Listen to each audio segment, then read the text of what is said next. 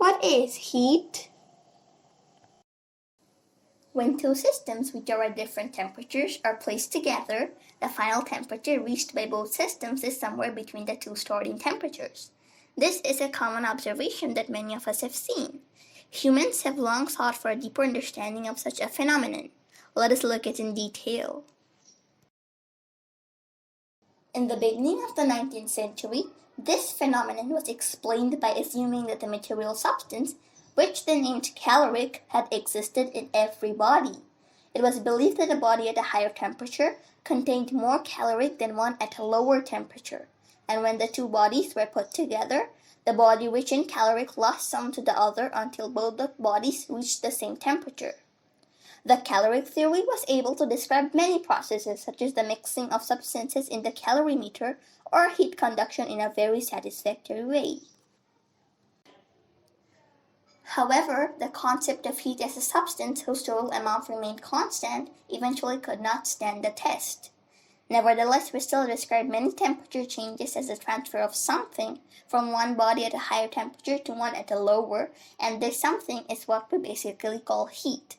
For example, when an ice cream is melting, heat is transferred from the surroundings to the ice cream. And when you carelessly spill soup in your mouth, your tongue burns because heat is transferred from the soup to your tongue tissue. A good definition of heat can be: heat is that which is transferred between a system and its surroundings as a result of temperature differences.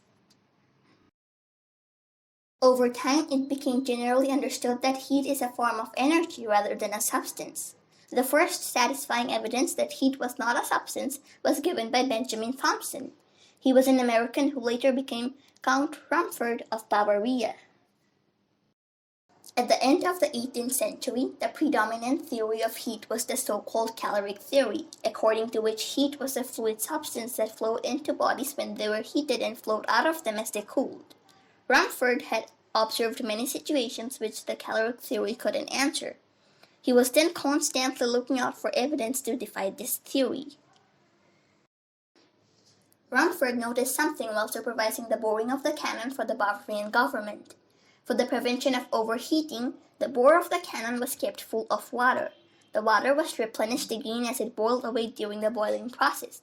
It was believed that caloric had to be supplied to the water in order to boil it.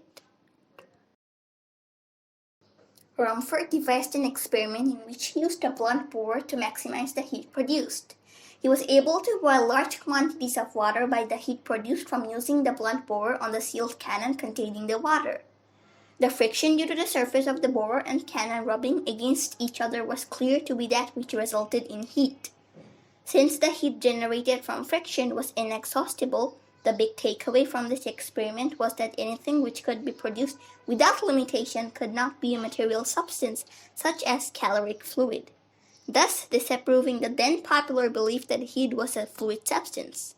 Later, Rumford also produced numerous other experiments to disapprove the caloric theory.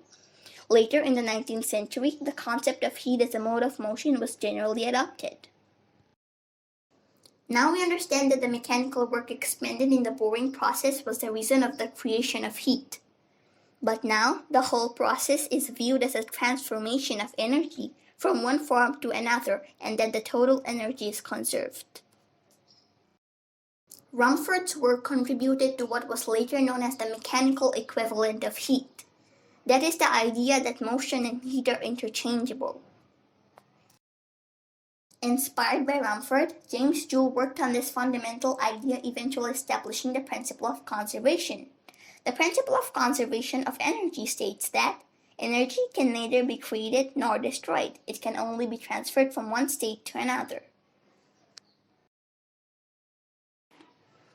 Throughout the subsequent history of physics, this conservation idea has led to many discoveries, the most revolutionizing of which being the kinetic theory of gases. Based on the kinetic theory, the principal concepts of thermodynamics were established. But that's the topic for another video. See ya!